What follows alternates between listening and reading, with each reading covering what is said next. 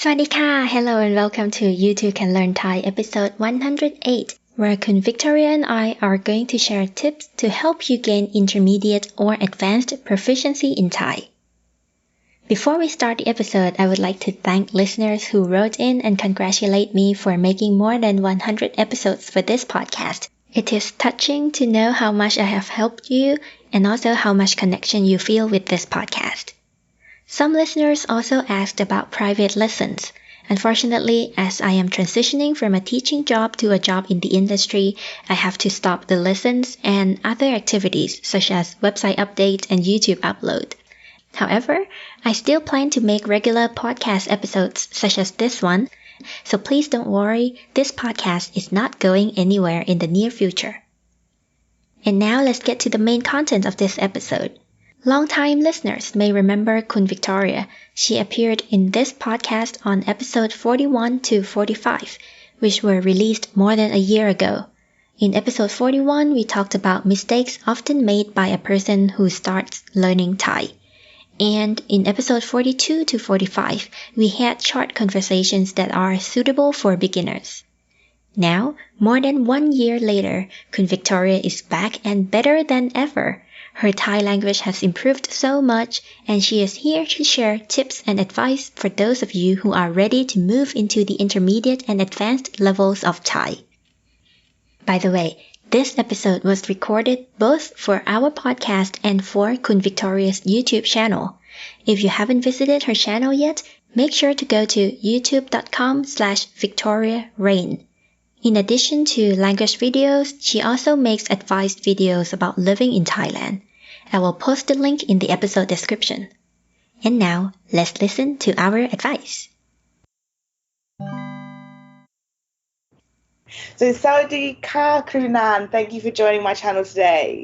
Of course, nice talking to you again. No worries, thank you for joining the channel. It was really fun collabing last time, so it's nice for us to catch up again with some more advice videos for the listeners and watchers. Yes, and I assume that at this time your Thai level is much higher than in the past? I would like to think so. When I'm doing something wrong. Now, I've spoken to you in Thai, so I can see your improvement. Thank you very much. As I said at the beginning of the video, we are just going through 5 advice that we have for intermediate to advanced learners. We've already done one for beginners, so we thought we'd switch up a bit and help those in the next category. So, to kick off, number 1, the first thing we advise is to expand on topics that you can discuss. So, for me personally, that would be things like societal things, political things, things that are above the sort of where you're from, what you can do, things like that. So what do you think about that, Krunan? Yeah, I totally agree. And I mean, last week we tried talking about different topics like societal issue, healthcare, and we can see that sometimes when you talk about yourself, it is very fluent and it is very easy, and that's normal. But then when you move up to other topics that you normally don't encounter or discuss at length with other people, then that can be a struggle. Yeah, I definitely 100% agree. And I think especially I can compare it to English, me, in the sense of recently, as I'm sure everyone knows, the Queen of England died. And that was something that we could discuss. I could discuss it in depth about what protocol, things like that. If you were to tell me to discuss that in Thai, I'd be like, now wait a minute. Like, Rachani Sia Chiwit. Yeah. And I guess, there are issues with both the vocabulary and the grammar as well, because when you discuss the societal topics, you would need some linking words that normally you wouldn't need in your normal conversation, because usually that's a sentence, separate sentences. But if you want to discuss at length, then you would need like more linking words or how to organize the whole discourse. Definitely. And I think this point goes into the thing that I've said in many videos. The more you need to know, the less you realize you know. So definitely, guys, when you get to that sort of level, start trying to expand things you can discuss, the topics you're discussing, and try and move away from just those beginner, basic, everyday conversations. Yes. And the second thing, although we're saying move away and try and do these more in-depth topics, that does link to the second point of don't forget to still keep on top of the beginner stuff and don't get complacent and stop revising that stuff. Mm-hmm. So how do you do that then? Do you have like a notebook of vocabulary, or how do you revise? See, I'm not the best at this one. My problem is I've mentioned it before, is I often will forget to go over stuff. So the way I try to do it is I try to think of ways to insert it into a conversation. So when I'm speaking and practicing with my friends, language partners, I will try and still stay on top of those things. So for example, the one that I really struggle with is months, because there are so many different months and you're not always going to be using months. It's very specific when you need to say them. So I then try and like insert it into conversations to try and practice it anyway. And if I really want to sort of revise, the one that I do is I'll listen to stuff, YouTube, podcasts, that sort of things, because I'm a very sort of audio and visual learner. So if I can watch a video about it rather than having to read it, then that's my preferred way of trying to stay on top of things like that. What about you? Any advice that you can give? Well, yeah, I agree. Like, try using it as much as possible. And sometimes there are things that you just need to memorize, just like what you said, like the months and then the days as well, the 7 days, and how to tell time as well. It sounds like so simple, but in Thai it's pretty complicated, like changing the word for every 6 hours or so. So, yeah, just using it as much as possible and get input because, well, sometimes you don't necessarily have a chance to insert the months into your conversation. But if you get a lot of input, if you listen to news, then there's a high chance that you will naturally absorb that. And then you have the context as well. Like this month, they probably repeat the word for this month very frequently. So that's another way to get used to the basic words. Yes, I 100% agree. That is definitely, especially the time. Learning time, it was complicated. I finally got it down. Yeah. So therefore, as we were saying, trying to stay on top of revising and stuff like that, that links us to our third point, which is try and put yourself in positions to practice. So for example, if you are not living in Thailand, it's obviously going to be a lot harder to immerse yourself. So if you're not living in Thailand, try and go to maybe Thai restaurants, Thai shops, places that they will be speaking Thai. And if you can't do that, podcasts, YouTube, films, anything to keep you listening. Yeah, immersion is really important. And I think it also gives you motivation as well. Kind of like if you listen to it and you feel that you are still able to speak in the language, even though you are not in the environment, it will motivate you to keep going into learning. And do you use any apps or any way to keep you practicing, like when you are not in Thailand? Yeah, so what I was doing before I came was I was listening to a lot of podcasts. That was the first thing. Like I've made a video about different podcasts I would listen to, but I'd try and listen to something every day. And also just a lot of Thai dramas. I would watch a lot of dramas. I would listen to music. Although music is a little bit harder because obviously it's a bit quicker. The tones aren't necessarily always there, just purely for the beat and the rhythm and things like that. But it still helps you to listen and understand what's happening. So for me, it was more about the way I enjoy consuming stuff, which is dramas, films. So that's what I focused on. Whereas now it's slightly different because obviously I'm immersed naturally by being here, but I'm more likely to listen to news, for example, because I'm here, because the news impacts me in the sense of, okay, what's happening in Bangkok at the moment and things like that. So yeah, it has definitely changed. Have you had a language partner then? Yeah, so I had a language partner. I had and still have. That's good. in the UK, but it was obviously harder with the time difference. And now in Bangkok, I still have my language partners and friends, and so it's a lot easier because we're in the same time zone now. So again, even that's a bit different. So before it would purely be Skype, whereas now we might meet up in Bangkok, go for a coffee, go for a meal, go to temples. So yeah, pro tip, if you do get language partners and you ever visit the country, great buddy. Now they are like friends, not just practicing language with you. Exactly, yeah. So oftentimes I stop saying language partner because we've like done so much stuff together. I'm just like, no, my friend.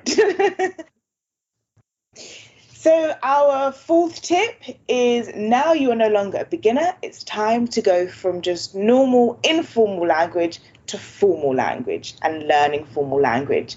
So if you listen to You Too Can Learn Thai podcast in episode 102 and 103, I talked about the difference, mainly on the lexical differences between the informal Thai and formal Thai. And when you think about informal and formal, it's not only about written language, and the colloquial language. Sometimes when you speak and you are like in front of the public, then you need to use another kind of speech as well. So it's not just about writing, but formal language may apply to you if you are a working professional working in Thailand. It's important for you to know these words. Like most of the time when we say I don't know, we say ไม่รู้. But if you are in a workplace, that may offend some people. It sounds like I don't know, like I don't care. It may give that kind of impression. So in that case, รู้ will turn into ทราบ, which also means basically the same thing, no, but it's a formal version. So ไม่ทราบค่ะ, ไม่ทราบครับ. And that will be more appropriate. Yeah, I think learning formal/polite language is, in my experience, very hard. This is a stage I'm at, guys. I'm in the same boat as you. Yeah, and well, I mean, because as a learner, if you are not like in a working situation, or if you are not a diplomat or in that kind of roles, then it's not frequent for you to be in that kind of situation where you would hear and you would need to use it. But once you would need to use it, you need to know that, right? So it's something that you may not have a lot of chance to learn, but when you need to use it, then maybe you are expected to know something about the formal language. Definitely. I think if you're not in that situation, in the environment where you need it, then it's definitely going to take a lot more elbow grease in terms of learning it and remembering it, because you're not going to use it often. It's a bit in your own native language. So for me, English, we have formal and informal English. I can do it in my sleep because I've been raised in English and and I work in English, I know business English, and all of that is easy for me. However, if you're learning it and you're not in that same environment, it's impossible. It feels impossible. And even I'd say simple things like earlier in the video I said Rachini, was it Sia Chiwit? That's just another way of saying Dai Lao. But because I was speaking out the Queen, I changed it, and that's like one of the only things I can remember of the differences. Yeah. So maybe like watching the dramas with more professional work situations.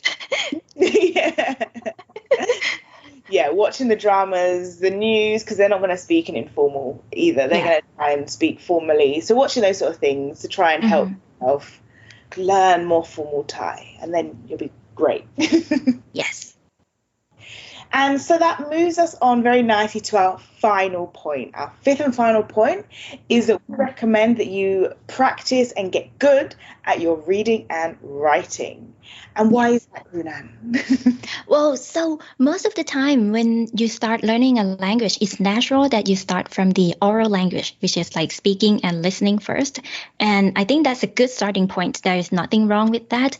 But if you want to be fully functional in the target language, like if you want to absorb the information like native speakers do, many people, they not only exchange information just by talking, right? There are news that are written and there are books. Or if you want to be immersed in the culture, then you may want to read some novels. And at that point, you will need the reading and writing skills for sure. Yes, and I think, so I've mentioned this before in my videos, that we should really try and have all of our skills improving at the same time, but naturally that's not the case for everyone. And so I would really recommend, if when it comes to reading, don't just jump in and be like, okay, so I know this book in English, for example, let's say the Harry Potter series, Lord of the Rings series, all of these very famous series. I can read them in English or my native language. I'm just going to buy the Thai version. I would not recommend that. Oh, yeah. That's like not being able to swim and jumping straight off a cliff. It's a lot. So I would recommend, and what I've really loved is I've been reading comic style books. So this is one book that I've been reading, and it's like a whole series of different ones, and there are ghost stories.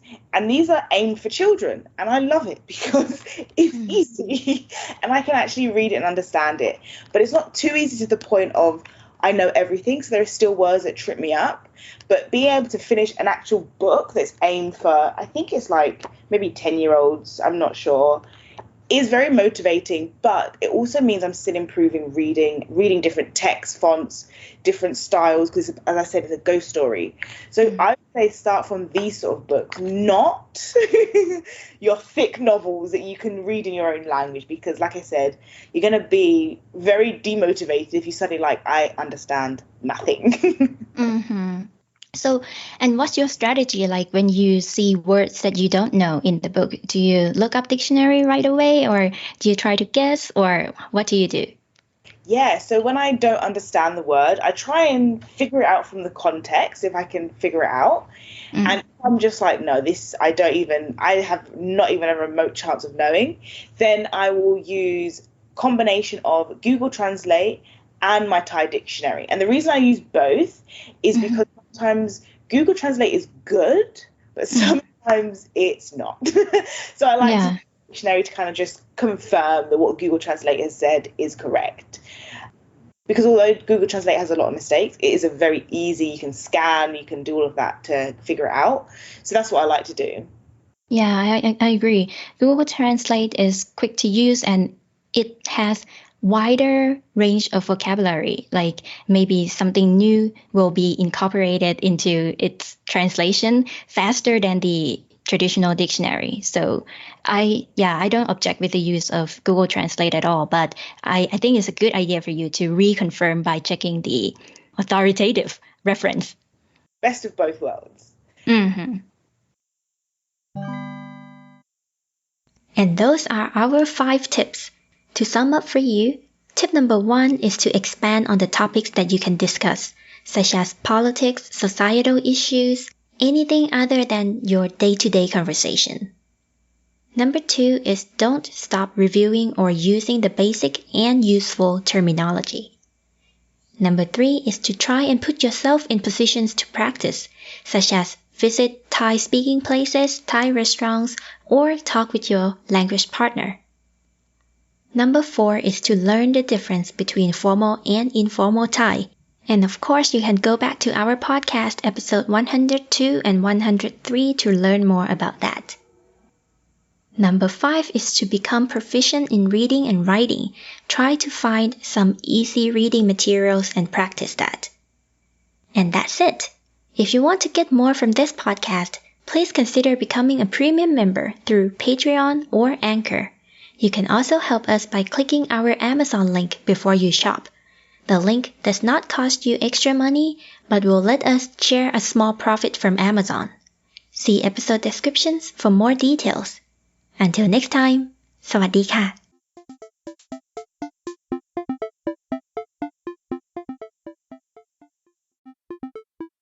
Do you like this podcast so far? Get more of it by becoming a premium member. Listeners in Thailand are recommended to subscribe on Patreon. Otherwise, you can subscribe on Anchor, which will directly send the premium episodes to your Spotify account. You can also add the episodes to your favorite listening platforms such as Apple Podcasts. The tutorial is in the episode description. And no matter how you subscribe, you will get more materials to learn from. And the premium episodes are ad-free. Thank you and see you there!